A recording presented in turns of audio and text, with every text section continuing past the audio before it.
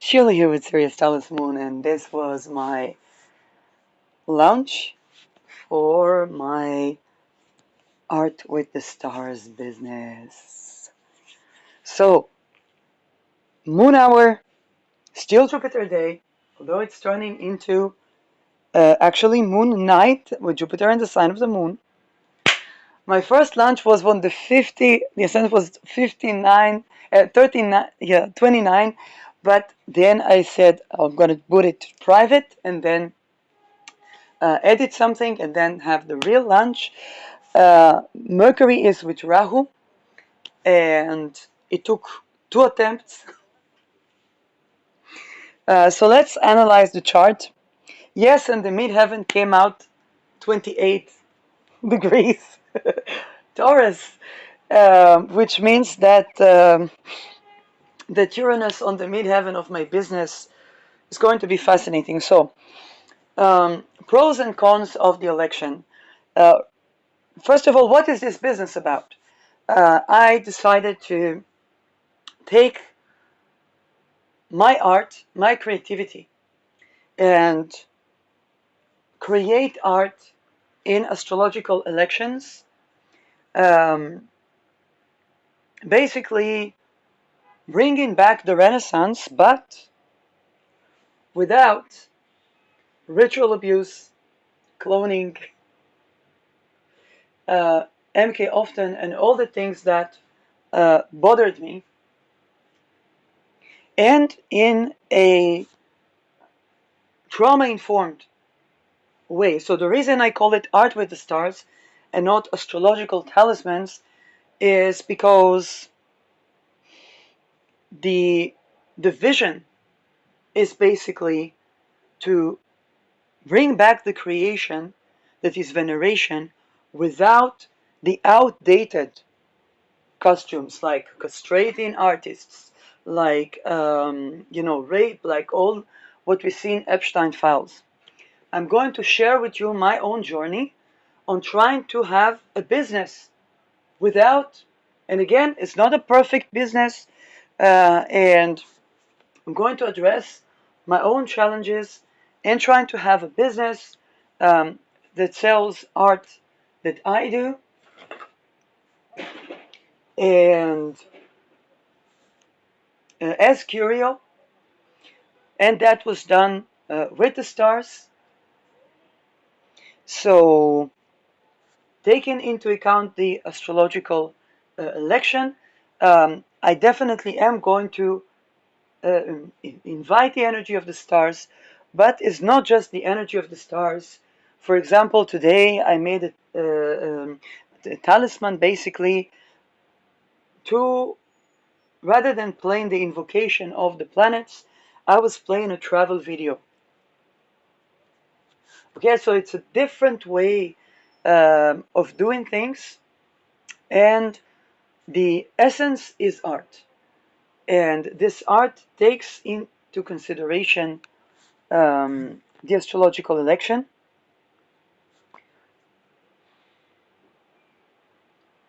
as was previously. It's just that previously people didn't say it out loud. Da Vinci didn't write to everybody what was the astrological election. There are many brands that launch an astrological election, but here it's going to be a part of, and it's going to allow the business to operate, also to ship with astrological elections. So shipment will not be within 24 hours or within 48 hours. No, it's going to be trauma informed, and it's going to take into consideration. Let's say I made election that has Saturn related. Saturn takes time, so people will not be expecting it to ship within 48 hours. And it's going to take into consideration also things that can happen during shipment. For example, Neptune talismans tend to go missing, and people who will choose to invest, if it's, let's say, a Neptune product, it's going to be something that I will have to think about, but definitely pay attention to what happens as we think about ordering an art. The difference between me and other products or arts is I tell you what the election was. If I was doing something that I was, let's say, traveling or in certain place where I didn't know exactly what the election was, I will say it, I will disclose it. But if I know what my election was and what was the ritual or what was the atmosphere around the creation, then I'm going to tell it, unlike people that don't. And secondly, let's begin to, when it comes to currency, I don't yet have any, okay, I don't yet have those things ready. It is the cornerstone. Let's talk about the election, what prompted me. So first of all, if anybody that nudged me to do that move today, um, then I'm really grateful. And if you want to comment below if that was you and you want to um, get the credit for giving me that nudge to launching a business today, feel free to leave a comment. And secondly, why now? Saturn is in the last degree of Pisces. We have just one more day. But tomorrow the moon will no longer be in Sagittarius, it will be in Capricorn.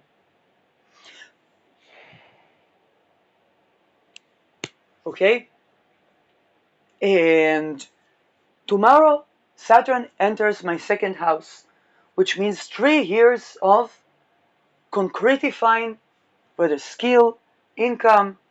But do I want an entire phase 1 with Saturn in my second house? Well, there might be a phase 2 tomorrow.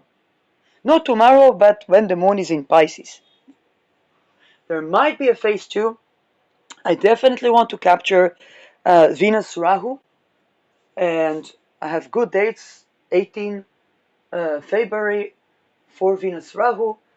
Whatever I will manage to capture, then might be the first product. Of course, if I do it 18 February, it means that it will take time. I will need to find out where is the best date to launch a Venus Rahu talisman, which can range all the way from another, week to usually more than a month, because we want, according to Caitlin Kopok, we want the talisman to prepare itself, or if it's an oil painting, anyway, it takes 3 weeks to dry.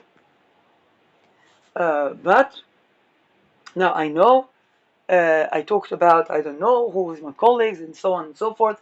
I do take into account that the world is changing, that we are in abolitionist clock, and whatever position anybody is now, um, first of all, I don't know which position. Secondly, I give credit to the people I learned the art from, and I do not know what were the circumstances, even if they were involved with things.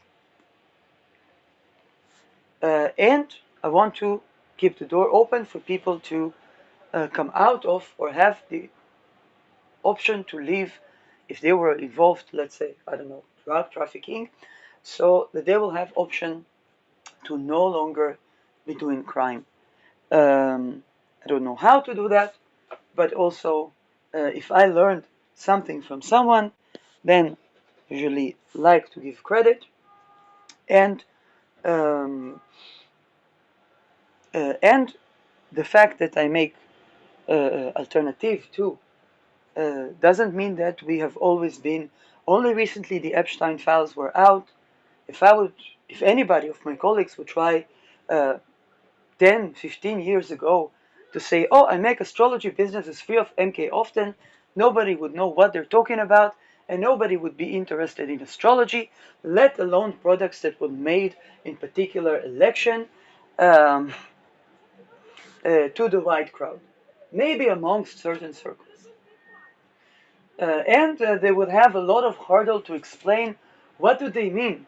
And now when the Epstein files are out, with the cloning, with the MK Ultra, with the this, with the that, I have an electional privilege, and this is why I say that I stay humble. I don't judge people that didn't have the electional privilege that I have.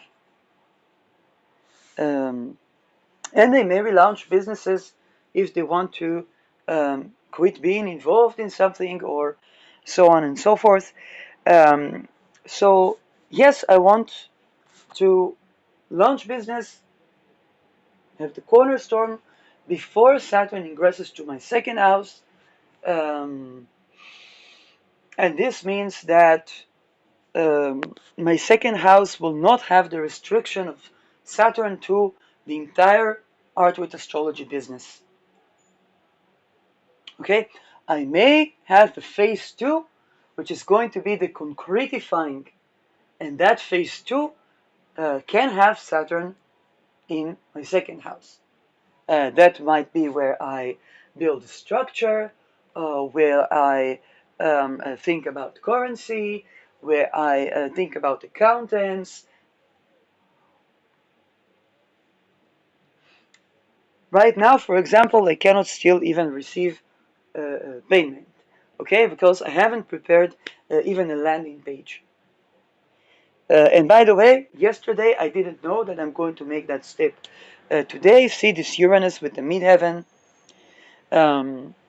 Now, if I would go any later than that, I would have either the Moon in bad election or Saturn already in Aries, which would mean that my entire business would have Saturn in Aries. I'd rather not. Again, um, I'd rather not, and this is why phase one, however small, I launched it today. Now let's talk about the chart. Mars and the ruler of the 12th house in the 6th house. Mars in the 6th house.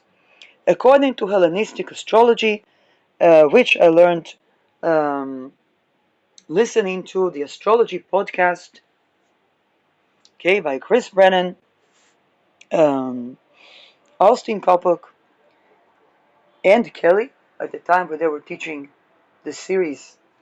Um, Mars in the 6th house is strong. It can contend with open enemies. Sun ruling the 12th could be ruling hidden enemies.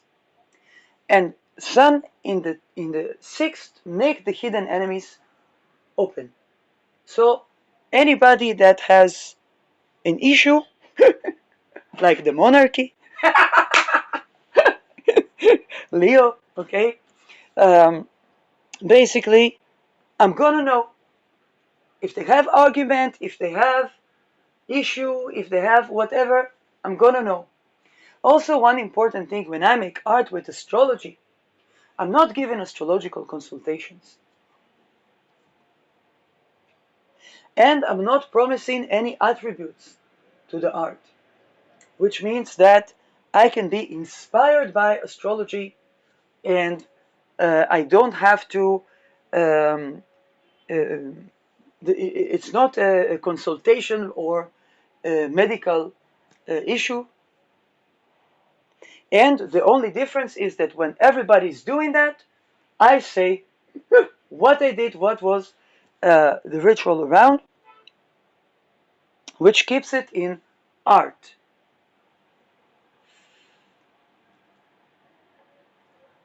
Okay? And that's done not just to dodge whatever, but also to be authentic to myself, who I am, what am I creating, do I want to give consultations one-on-one to people? Too heavy for me. Do I want to cure the world with my astrological talismans? I actually want to create. I actually am inspired by the Renaissance. Even when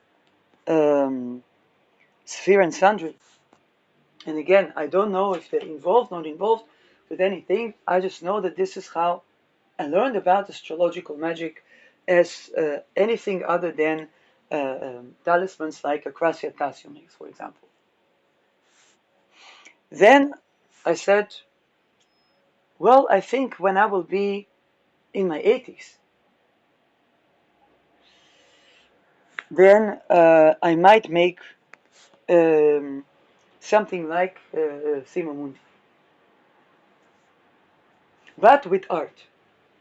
And I remembered basically the legacy of the Medicis, of how art was basically an astrological. Now, it is also taking that to kind of my this part to my Dutch heritage.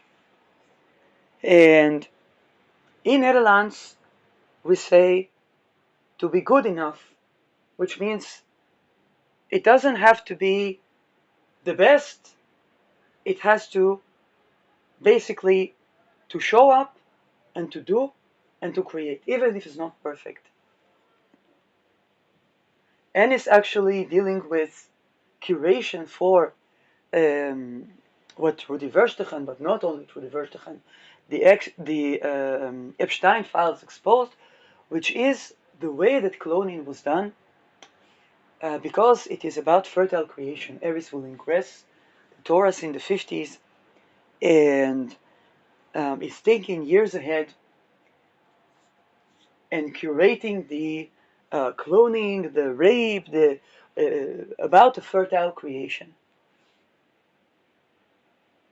So honoring the ancestors and bringing something new that wasn't there before.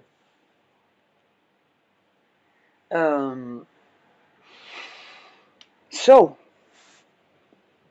the ascendant actually is conjoining Regulus. The cons is that Regulus is problematic. Regulus right now is squaring Uranus, in conjuncting Saturn, Neptune, and in conjuncting Pluto. But I didn't want the ascendant in Leo because I wanted Mars and Sun to be in the sixth house, where I get fantastic view of who are my open enemies. Okay, who have a thing to say, and with Mars I can have a good addressing. For example, since I'm not going to promise anybody that they will be healed by buying my products or to consultate, then I don't need to have a certain certification in order to sell basically art. And it's also more authentic to who I am, because if I would do healing, I would ask myself what happens when the world is healed. If I would do consultation, can I deal with a healthy client? If, let's say, there was no trauma, what would I be doing? That. And so, authentic with myself, I'm also dealing with all the caveats and challenges around. Now, Ketu is in the first house, Rahu in the 8th house, ruler of Rahu is in the 11th. First of all, I'm bringing the what was hidden.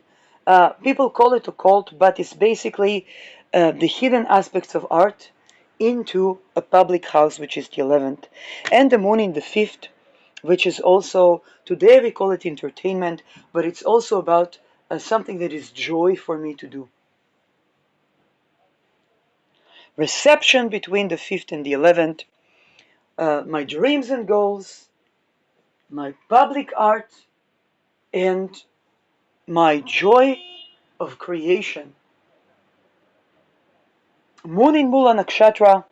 By the way, the moon is 2 degrees from my midheaven. So basically I'm meant to do that. Mercury Rahu tells me that faith. Um, and Mercury in Pisces, Mercury Rahu, Mercury in Pisces is, how should I say that? Mercury Pisces is great for art, and Mercury Rahu is something fated. Now, Venus is in Pisces, exalted, and the ruler is brought to the 11th. Although normally I would not want, let's say, this beautiful Pisces constellation to be in the 8th. That being said, we're talking about heritage that becomes public, something that does deal with the spirit and matter. People call it esoteric, people call it occultistic aspect of art, a renaissance of art. I definitely intend to have royalties, which is passive income from the art, and it's definitely supposed to be heritage. So, and of course, I had no other election before Saturn moves to my to my second. So I live with that. It is also, when we talk about the eighth house, it's going to deal with the things swiped under the rug, but also it's bringing my own internal world. And Pluto is going to ingress to Pisces um, in the 40s, mid 40s, which is going to be the romantic era where people are going to celebrate the depth of the psyche. And this is very compatible with the type of art that is going to be brought into the 11th. So it's basically the art that hopefully people will refer to when they will speak about the second romantic era, um, and how the stars and the art and the internal psyche express themselves um, in something creative that is a joy of creation. Now, Aries is the ninth house. Chiron in Aries. Mars, ruler of the ninth in the sixth. First of all, it has basically a Gnostic, and I don't mean it in a ritual abusive way. It has a gnosis. What perhaps you could think about Mary Magdalene gnosis. It has a gnosis to the creation because the sixth house is also poetic action that is in service of humanity. And again, the ruler is in the eighth house, but the ruler of the ruler is brought back to the 11th. And it has, first of all, an international vocation that is artistic. Chiron, with Chiron applying to conjoin my Mercury, which is about painting, creation, and Chiron conjoining Aries, which is about curating the wound that we had around artists, the wound of castration, the wound of the way cloning was done, of the femicide. Um,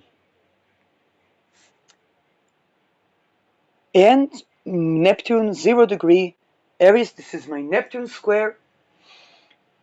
Neptune in Aries, definitely a global, a mythical, okay, basically, this is the cornerstone for the art of the Renaissance. Even if my art, even if it is a child's work,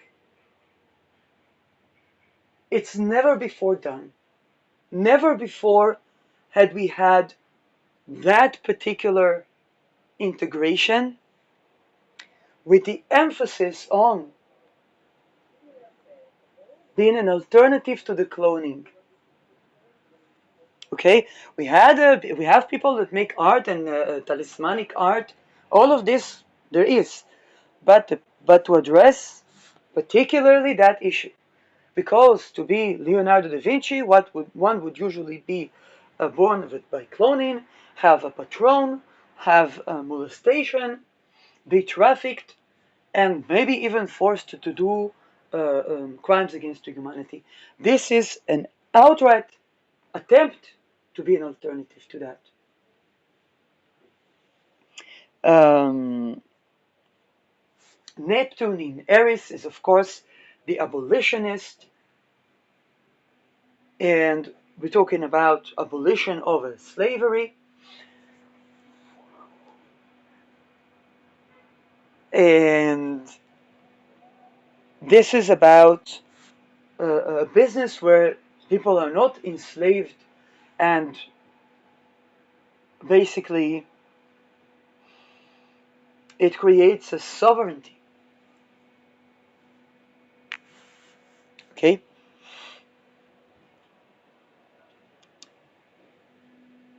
Uranus with Beta Persei. Oh, by the way, Lilith is conjoining my Ketu. Lilith conjoining my Ketu. Um,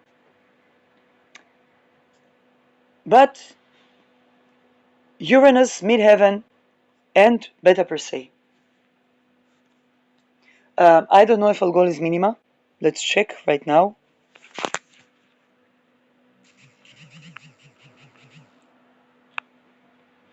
Um, I hope not. But anyway, this is the closest selection. No, she will be minima tomorrow. I am happy she's in her shielding phase. Yay! So, uh, one, one, one thing less to worry about. Um, Uranus Beta Persei. Uranus is retrograde, which means that when Uranus will go over my midheaven. Oh, Uranus is direct. Uranus is direct, which means Uranus is one go over my midheaven. Again, bringing the deacon of spirit and matter. I have the lot of spirit in 22 degrees Taurus.